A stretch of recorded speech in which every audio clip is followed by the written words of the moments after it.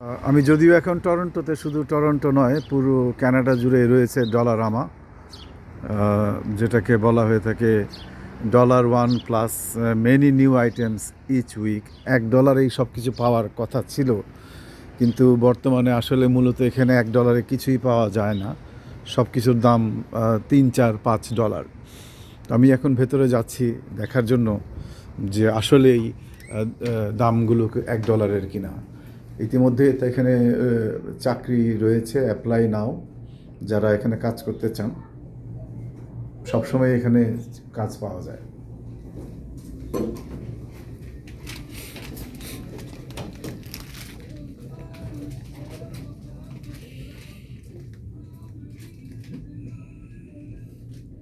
এখানে রান্নার ছুরি দেখা যাচ্ছে $4.75। একটা একটা একটা সিজার দেখা যাচ্ছে $2.75।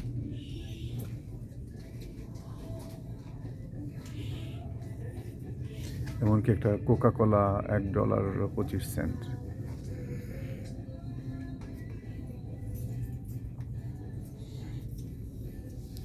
$4 আপনি পাবেন এ ধরনের প্লাস্টিকের সামগ্রী।